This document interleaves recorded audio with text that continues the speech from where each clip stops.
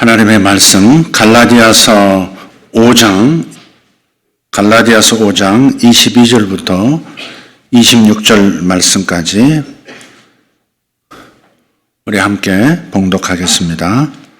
갈라디아서 6장 22절부터 26절입니다. 그러나 성령의 열매는 사랑과 기쁨과 화평과 오래 참음과 부드러움과 선함과 믿음과 온유와 절제니 이 같은 것들을 대적할 법이 없느니라. 그리스도께 속한 자들은 애착들과 정욕들과 함께 육신을 십자가에 못 박았느니라. 만일 우리가 성령 안에서 살면 또한 성령 안에서 걸을지니라. 우리가 헛된 영광을 구하여 서로 노엽게 하거나 서로 시기하지 말지니라. 아멘. 아멘. 오늘 말씀의 제목을 보시면 욕심과의 건강한 동행 이렇게 되어 있습니다. 사실은 욕심이라는 단어보다는 욕망이 더 적확한 표현 같습니다. 욕망을 제거한다. 탈욕망, 이게 가능한 걸까요? 만약에 욕망이 제거되면 개인의 발전은 어떻게 이룰 수 있을까요? 욕망이 사라진 세계에 문명의 발전은 어떻게 되겠습니까? 내가 더 좋은 선수가 되고 싶다. 내가 공부 열심히 해서 그 한 공부를 세상에 나누고 싶다. 그런 욕망들이 없다면 세상에 어떻게 발전할 수 있겠습니까? 천국에 대한 욕망을 벗어버린다면 우리는 천국을 바라보기나 할까요? 예수님을 영접하기나 할까요? 그래서 욕망을 버린다, 욕망을 제거한다는 말은 사실은 맞지 않은 말일 수 있다는 겁니다. 욕망은 영혼의 일부일 수 있습니다. 욕망은 인간 모두에게 있는 근본적인 영혼의 한 부분입니다.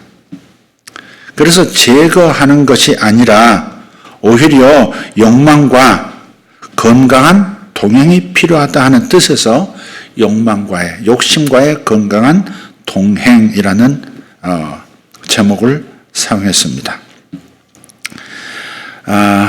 2008년도에 미국이 망한 해라고 합니다. 2008년은 미국이 망한 날.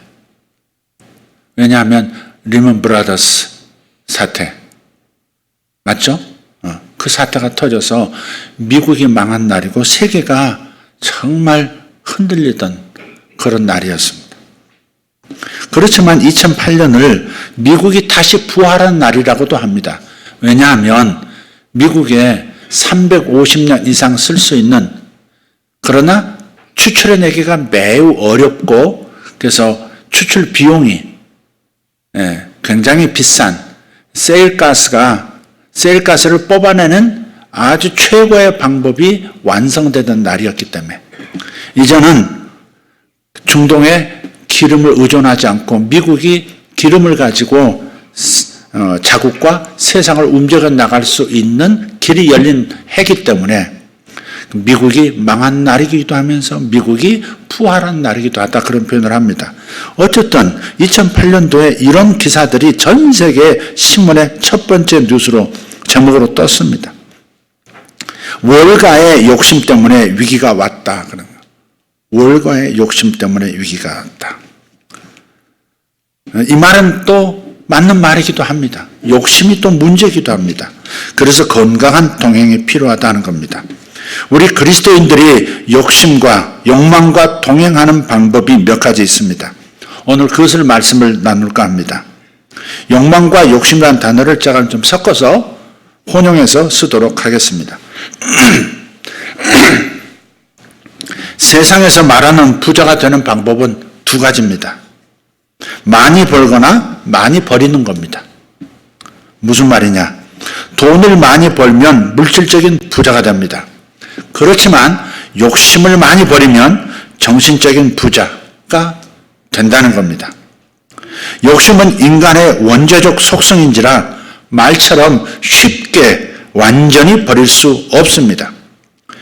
인간인 이상 욕망, 욕심에서 완전히 자유로울 수 없다는 말입니다. 사람은 죽어야만 욕심에서, 욕망에서 벗어날 수 있고 자유를 얻을 수 있습니다. 불교에서 하듯이 산속으로 도망가서 인연을 끊고 속세를 떠나서 무소유로 살면 욕심이 덜할 수는 있습니다.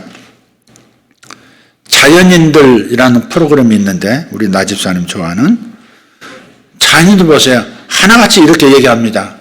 여기가 천국입니다. 뭐 이렇게 얘기합니다. 아, 자유를 얻었습니다. 이렇게 얘기해요. 그런다고 해서 완전히 욕심을 없앨 수는 없습니다. 산 위에 올라가서 물 마시고 하늘을 베개 삼아서 살면 욕심을 덜 부리며 살 수는 있습니다. 그런 의미에서 좋은 수행법임에 동의는 합니다. 하지만 다시 산 아래로 내려오면 욕심대로 사는 것이 인생이에요. 죽지 않는 이상 인간은 근본적인 욕심의 문제를 완전하게 해결하며 살 수는 없습니다. 따라서 어차피 욕심 자체를 완전히 버릴 수 없다면 욕심의 대상을 바꾸면 되는 겁니다. 그래서 오늘 첫 번째 크리스천들이 욕심과 동행하는 방법, 첫 번째, 그것은 욕심을 버리는 것이 아니라 욕심의 대상을 바꾸라는 겁니다. 세상과 소유에 대한 욕심을 하나님과 선과 의와 아름다움에 대한 욕심으로 바꾸라는 겁니다. 욕심을 가지고 살 것이면 기왕에 하나님에 대해 욕심으로 살라 말하는 겁니다. 선에 대해서, 의에 대해서, 성령님의 임재에 대해서 그런 욕심으로 살라고 말씀을 드리는 겁니다. 욕심을 버릴 것이 아니라면 욕심의 대상을 바꾸면 된다 하는 겁니다.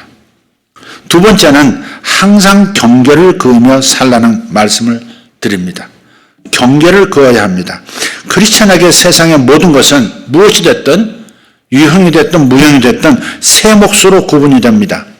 첫째는 하나님 몫, 두 번째는 남의 몫, 세 번째는 내 몫입니다. 이 세 몫의 경계를 명확히 하면 할수록 욕심이 통제되는 것입니다. 남의 몫의 경계를 넘어서면 내가 죽는다 하는 그런 각오로 사는 것, 이것이 필요한 거예요. 실제로 이 경계를 넘어서 죽은 사람이 누굽니까? 아나니아 삽비라입니다. 또 아담도 그랬고 아이성의 아간도 마찬가지입니다. 특히 몫의 경계를 말해주는 것이 선악과인데요. 선악과는 하나님의 몫은 창조자고 사람의 몫은, 내 몫은 피조물이라 경계를 그어서 말해주고 있는 게 선악과입니다. 선악과를 보면서 살면 목 구분을 정확히 하며 살 수 있는 이유가 여기에 있는 겁니다. 어느 것이 하나님의 것인지 어느 것이 내 것인지 선악과가 말해주기 때문에 그렇습니다. 선악과는 또 하나님이 나의 주인이심을 말해줍니다. 종은 주인을 만나야 자신의 신분을 제대로 알 수 있습니다. 선악과를 보면 종이 주인 앞에 서는 효과와 똑같습니다. 사람은 혼자 있으면 자신이 주인 행세를 할 가능성이 많기 때문에 그렇습니다. 종이 주인 행세하고 싶은 마음이 욕심입니다. 이때 선악과를 쳐다봐야 합니다. 어떤 분이 자녀의 공부를 위해서 유학을 떠났습니다. 한 채 있던 집이 없는 전세로 전전하며 사는 친구에게 잠시 와서 살라고 1년, 2년이면 돌아올 거라고 그때까지 여기서 살라고 맡겨두고 갔습니다. 그런데 1년이 되고 2년이 되는 동안에 연락이 없는 거예요. 2년이 넘고 3년이 됐고 5년이 되는데도 연락을 못 받았습니다. 그러다 저러다 세월 흘러서 10년이 됐는데 10년이 다 되는 그 어느 해에 미국에서 전화가 왔어요. 우리 한국으로 돌아간다. 언제 돌아갈 때니까 집을 비워다오. 그랬는데 친구의 집에서 살던 그 한국 친구가 나 못 나간다. 내가 10년을 내가 여기서 이 집 지키며 살았는데 내가 이 집 주인 노릇하고 살았는데 이제 갑자기 나가라면 어떡하냐. 못 나간다. 그런 거예요. 친구한테서 다시 미국 친구에서 연락이 왔어요. 한마디. 내가 매달 너한테 1,000원씩만 받았어도 네가 그런 소리 못 할 텐데. 의미 있지 않습니까? 예. 주님을 주인님으로 불러보는 것도 괜찮아요. 주인 행세하고 싶은 욕심이 들 때마다 성악가를 보면서 하나님에 대한 호칭을 주인님으로 바꾸어 불러보는 거예요. 하나님을 주인님으로 불러보는 거예요. 본래 주님은 주인님의 줄임말이죠. 하나님께서 주인님이면 나는 종놈이라는 주제 파악이 쉽게 됩니다. 욕심이 들 때마다 하나님을 주인님이라 불러보시기를 바랍니다. 옛날 같으면 종놈이 주인의 것을 욕심내면 맞아 죽습니다. 주면 주는 대로 먹고 안 주면 굶고 살아야 하는 것이 본래 종입니다. 지금은 그렇게 살라 하는 것은 아니지만 하나님 앞에서는 적어도 그렇습니다. 세 번째입니다. 어떻게 해서 크리스찬들이 욕심과 건강한 모습으로 동행할 수 있을 것인가? 욕심대로 살았을 때 치러야 할 대가를 깊이 묵상하라는 겁니다. 저희 어머님이 우리 형제들에게 늘 하신 말씀이 있어요. 무슨 얘기만 나오면 그 말씀을 하시다. 남의 돈 무서운 줄 알고 살라 그러시더라고요. 남의 돈 무서운 줄 알아라. 쉽게 남의 돈 빌리려고 하지도 말고 남의 돈 탐심을 가져서도 안 되고 경계를 늘 그으시더라고요. 네. 어머니는 열심히 수고하고 수고한 대로 이렇게 많든 적든 그것을 족하게 여기면서 사신 분이었거든요. 절대 남의 돈 무서운 줄 알면서 살아야 한다. 그 얘기를 꼭 하시더라고요. 지금도 생각이 나요. 욕심의 결과가 뭡니까? 언제나 고통과 사망입니다. 이것을 알면 무섭고 두려워서 함부로 욕심대로 사는 것을 선택하지 않게 될 것입니다. 욕심을 부렸을 때 오는 심판의 무시무시함을 매일 묵상하면서 사는 것이 유익이 우리에게 있습니다. 긍정에 대해서 말할 때는 자신에게 일어날 최악의 결과는 묵상하지 말라고 권합니다. 오지도 않는 최악의 결과를 미리 상상하면서 살지 말라는 것이죠. 그러나 욕심에 대해 말할 때는 정반대입니다. 오히려 최악의 결과를 생각하면서 묵상하면서 살라고 말합니다. 이것이 영적으로 도움이 돼요. 욕심을 부리면서 살 때 맞이하게 될 최악의 결과를 매일 묵상하면서 살 수 있다면 더 이상 욕심대로 살지 않게 될 줄 믿습니다. 네 번째는 땅에 살면서도 하늘을 보면서 살려고 노력하면 됩니다. 욕심이라고 하는 문제는 기존에 존재하는 세상의 공식으로는 풀리지 않습니다. 전혀 새로운 하늘의 공식으로 풀어야만 풀리게 되어 있습니다. 땅의 문제는 하늘의 공식으로 풀어야만 답을 얻을 수 있다 하는 말을 드립니다. 밭을 갈다가 우연히 숨겨진 보화를 발견한 농부가 있었습니다. 성경에 나온 얘기죠. 농부에게 어느 누구도 소유를 팔아서 밭을 사라고 강요한 사람이 없었습니다. 그러나 보화를 발견한 농부는 스스로 자원해서 소유를 팔아 자기 있는 모든 소유를 팔아서 밭을 삽니다. 사실 밭을 산 것이 아니라 밭에 숨겨진 보화를 산 것이죠. 사람들은 다 이구동성으로 얘기합니다. 그 밭을 산 농부 보고 미쳤다고 말을 하는 거예요. 그럴수록 농부는 회심의 미소를 지으면서 속으로 말했을 겁니다. 너희들은 몰라서 그래. 나중에 두고 보면 알 거야. 오히려 너희들이 후회할걸? 성경이 말하는 숨겨진 보화는 바로 하늘입니다. 천국입니다. 하나님 나라입니다. 구원입니다. 예수입니다. 성령입니다. 이것을 사라는 겁니다. 모든 것을 다해서 바로 그분과 그분의 나라를 사라고 말하는 거예요. 하늘을 본 사람은 땅의 욕심을 버릴 수 있습니다. 다 팔 수 있습니다. 사람이 하늘을 보면 죽었다 깨어나도 못할 일을 거뜬히 해내는 것을 종종 봅니다. 자신의 소유를 팔아 버릴 수 있는 힘이 생깁니다. 하늘을 본 사람에게만 주어지는 특권이죠. 하늘을 본 사람에게는 땅의 소유를 버리는 것이 하나도 힘들지 않습니다. 사람들이 미쳤다고 비웃어도 얼마든지 버리며 살 수 있습니다. 왜냐? 남이 못 본 하늘을 나만 보았기 때문에. 사실은 버린 것이 아니죠. 더 좋은 것을 얻기 위해서 작은 것 하나를 놓았을 뿐입니다. 사탕을 쥐고 놓지 않는 어린아이의 손을 펴는 방법이 있습니다. 놔, 버려. 하지만 놔지지가 않아요. 그럴 때 사용하는 방법. 더 큰 사탕 보여주면 됩니다. 우리 모두는 사탕을 쥔 어린아이와 꼭 같습니다. 놓으라고 해도 죽으라고 놓지 않고 욕심을 가지고 세상 것을 놔버리지를 못합니다. 놓으면 손해보고 죽는 줄 알기 때문에 그렇습니다. 그래서 우리는 더 큰 사탕을 볼 필요가 있다는 겁니다. 그 더 큰 사랑이 뭡니까? 바로 하나님이 보게 하시는 하늘과 천국입니다. 땅의 것을 버려야만 얻을 수 있는 것이 하늘입니다. 어떤 권사님이 중간에 있는 자녀를 먼저 하나님 품으로 떠나보냈습니다. 근데 그분이 이런 말씀을 하십니다. 목사님, 자식을 잃어보니까 세상에 귀한 것이 하나도 없네요. 그분은 예전에는 세상에 귀한 것이 많은 분이셨습니다. 야망과 욕심도 크셨어요. 절대로 이런 말을 쉽게 하실 분이 아니었습니다. 그러나 자녀의 죽음을 통해서 하늘을 보게 됐습니다. 하늘을 보는 순간에 땅의 모든 것이 작아 보이고 시시해진 겁니다. 그런 의미에서 보면 자녀가 어머니에게 하늘을 선물로 남겨주고 떠난 겁니다. 자식은 떠났지만 어머니 가슴에 하늘이 남았습니다. 죽음을 보면 세상에 더 이상 귀한 것이 없게 됩니다. 소유에 대한 욕심 정도는 얼마든지 팔아버리며 살 수 있게 되는 것입니다.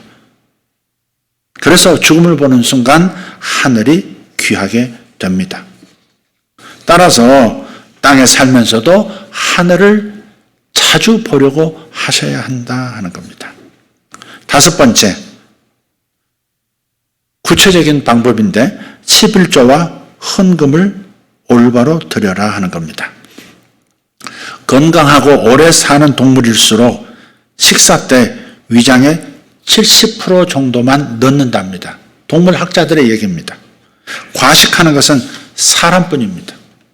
다이어트는 동물 세계에는 없는 인간 세계에만 존재하는 단어입니다. 전적으로 인간이 가진 욕심 때문에 생긴 것이죠. 욕심을 우리가 버리기 위해서 영적으로 소식하는 방법이 있습니다. 그것은 바로 11조와 헌금을 드리는 것입니다.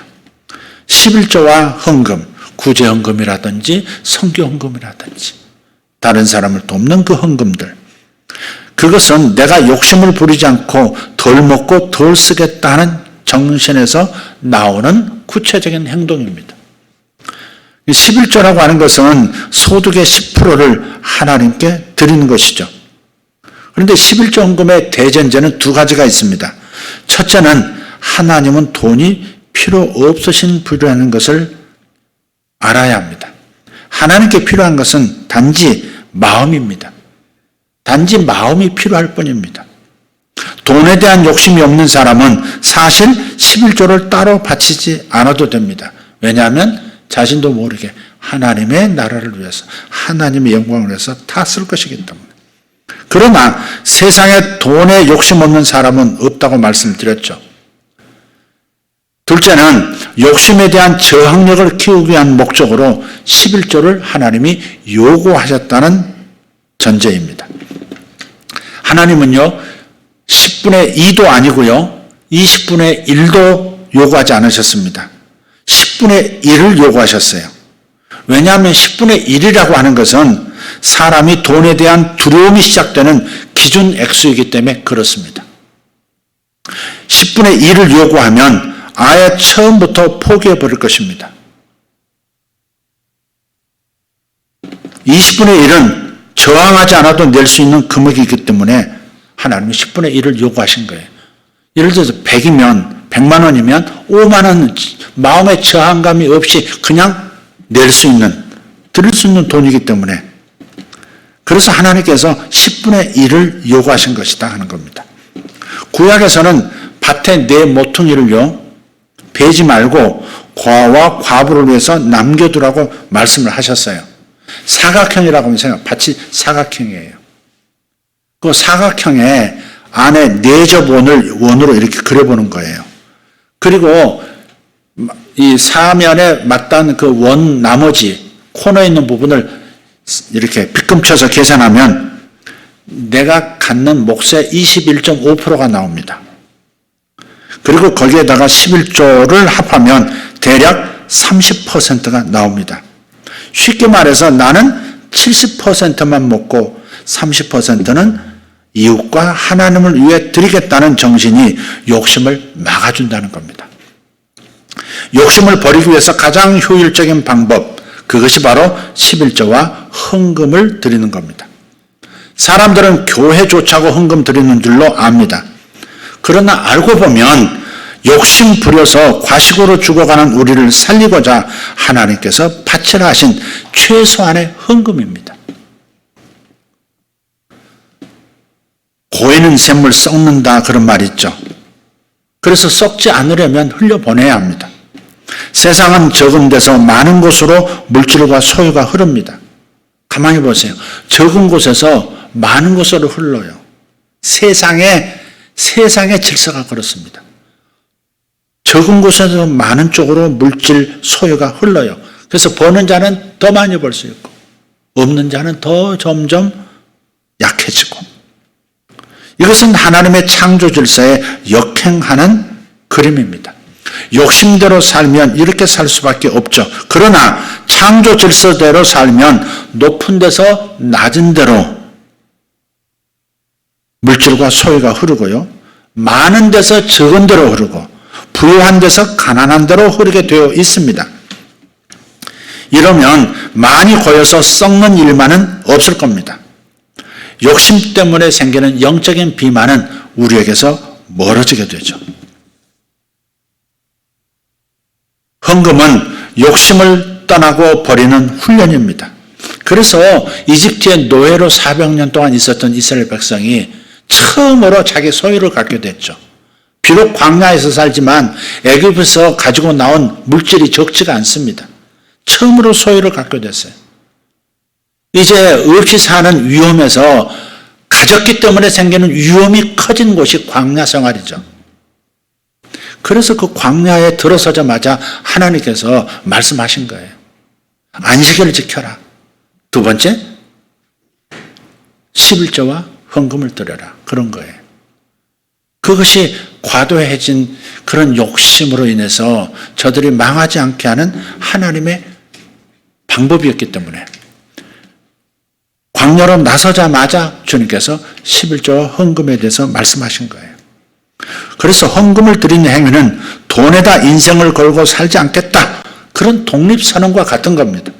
나는 돈 믿고 사는 사람이 아니라 하나님 믿고 사는 사람이야 하는 그런 저항이고, 나를 먹이는 것은 세상과 돈이 아니라 나의 하나님이시다라는 고백이고, 세상에 대하여 죽는 연습이 됩니다. 헌금만큼 욕심을 버리며 살 수 있게 하는 효과적인 방법은 듭니다.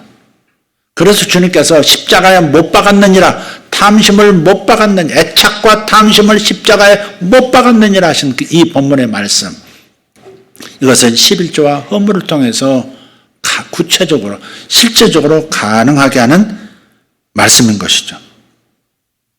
마지막 6번째, 성령님께 욕심의 문제를 맡기면 됩니다.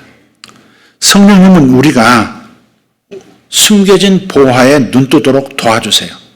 진짜를 볼 수 있도록. 아까 기도하셨던 권사님의 그 기도 내용처럼 아둥바둥 막 집착했던 것에서, 광야에서 오히려 하나님께서 내려놓는 방법들을 가르쳐 주시는, 진리가 더 귀하다고 하는 것을 깨닫게 하시는 하나님의 방식이었다는 것처럼 주님께서 우리에게는 아직까지는 감춰주시지만 그러나 보화인 그것을 볼 수 있도록 눈 뜨도록 도와주시는 겁니다. 성령님은 우리 눈에 보이지 않는, 육안으로는 볼 수 없는 하늘을 보게 하십니다. 초대교회 사도들만 보아도 쉽게 알 수 있어요. 사도들이 처음부터 담대하게 목숨 걸고 순교하려 들었던 그 전도자들은 절대로 아니었습니다. 불과 얼마 전까지만 해도 예수를 모른다고 부인하고 도망갔던 사람들이 제자들이었습니다. 두려워 살면서 살았던 영적 오합지들이 사도들이었습니다. 그러나 저들에게 성령이 임하시니까 순교를 두려워하지 않는 전도자로 변했습니다. 성도들도 마찬가지였습니다. 자신들의 전 재산을 내어놓고 필요에 따라서 서로 나누어 쓰는 유무상통의 사람으로 돌변합니다. 누가 강요하지도 않았는데 성령에 이끌려서 한 것입니다. 저들도 우리와 같이 소유욕을 가지고 있는 사람들이었어요. 그러나 성령이 임하시니까 자신들의 재산을 공유하면서 필요에 따라 나누면서 사는 기적이 일어난 것입니다. 성령이 임하면 서로 사랑하게 되고 사랑하면 나누어 쓰는 것이 가능하게 됩니다. 성령 안에서 성령 받고 성령 안에서 우리가 한 형제고 자매가 되었기 때문에 성령이 임해서 사랑의 공동체가 회복되면 천국이 되는 이유가 여기에 있습니다. 성령은 모든 사람을 부모 자식 간으로 만들어 놓습니다.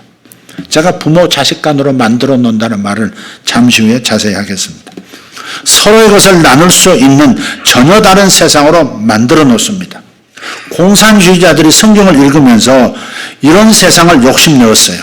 이렇게 공유하는, 유무상통하는 공산사회를 꿈꿨어요. 근데 실패했죠. 왜 그랬습니까? 억지로 나누게 했기 때문에. 억지로 나누게 했기 때문에. 저들은 자발적으로 나누게 하신 성령께서 따로 계셨다는 것을 몰랐던 것입니다.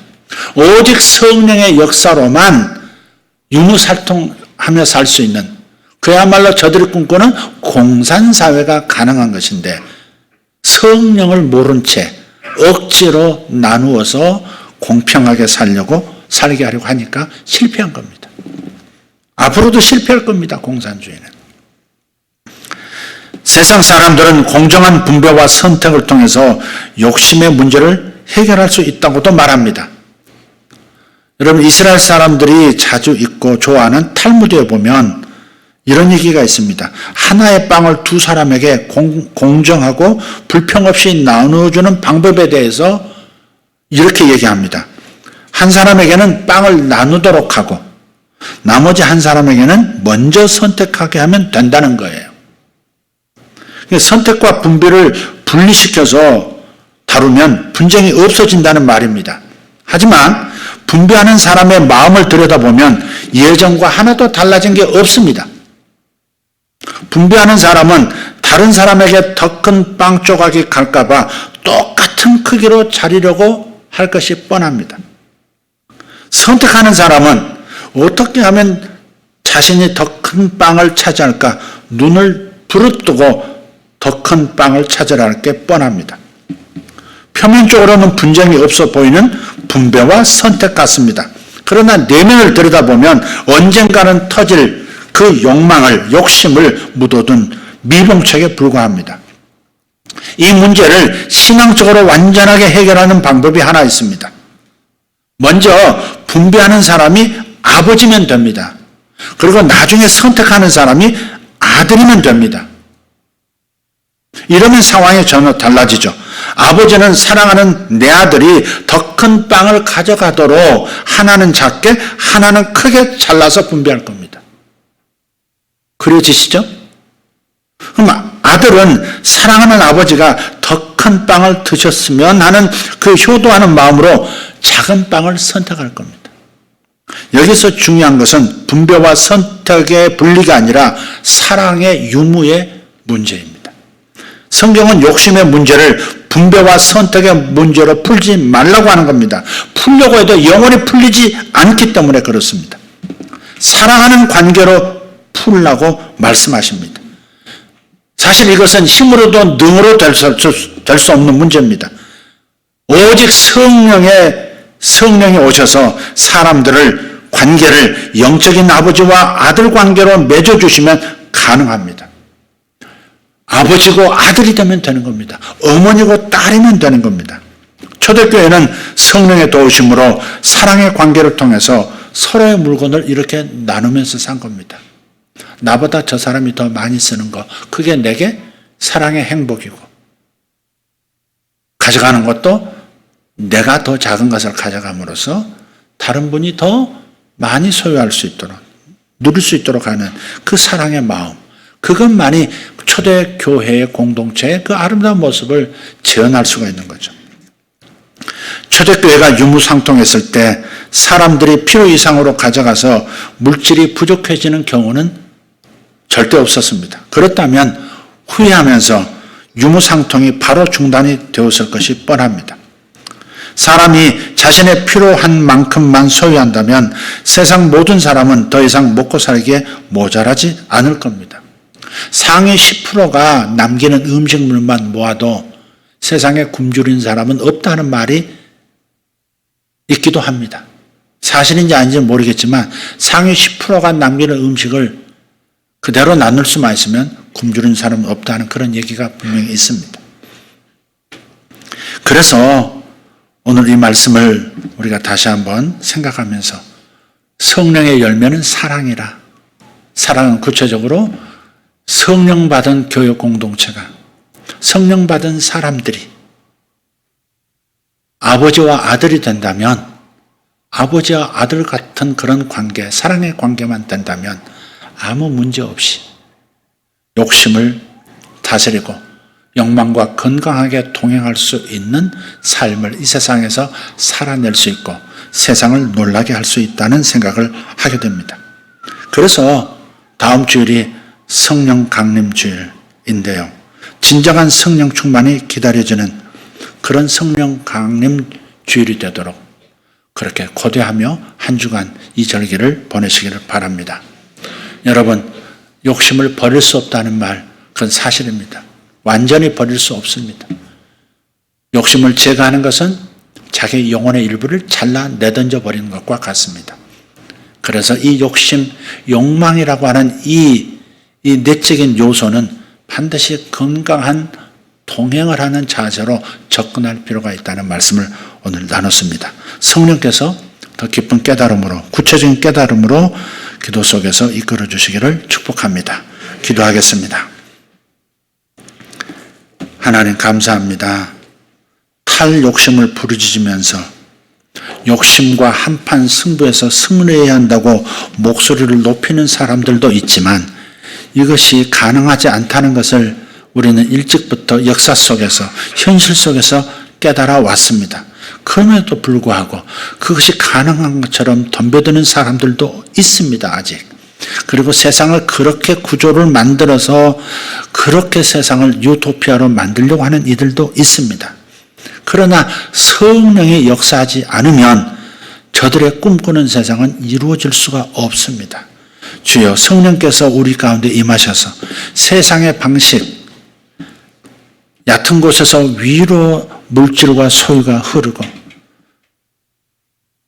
적은 곳에서 많은 곳으로 흐르고 낮은 곳에서 높은 곳으로 흐르는 것이 아니라 높은 곳에서 낮은 곳으로, 많은 곳에서 적은 곳으로 아버지 그렇게 흐르는 역사가 하늘나라를 본 사람들에게는 나타나는 줄 믿사오니 주여, 우리에게 성령으로 역사해 주셔서 하늘을 보게 해 주시고 욕심과 건강하게 통행하는 법을 터득하고 살아가는 우리 모두가 되게 하여 주시옵소서.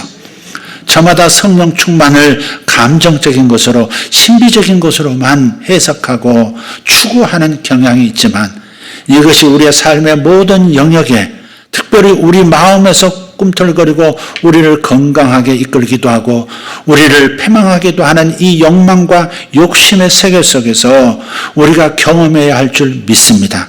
성령 하나님 임하셔서 우리를 초대교회의 아름다운 모습으로 갈 수 있도록 주님 도와주시옵소서. 그리고 하나님, 경계선을 날마다 세우고 경계선을 넘지 않으려고 애쓰는 우리 모두가 되게 하여 주시옵소서. 하나님 분명히 선포하셨습니다. 하나님 몫이 있고 남의 몫이 있고 내 몫이 있다고.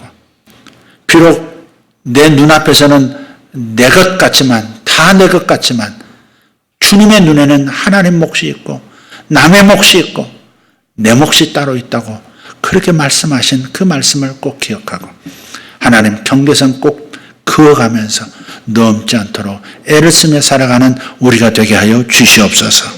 감사합니다.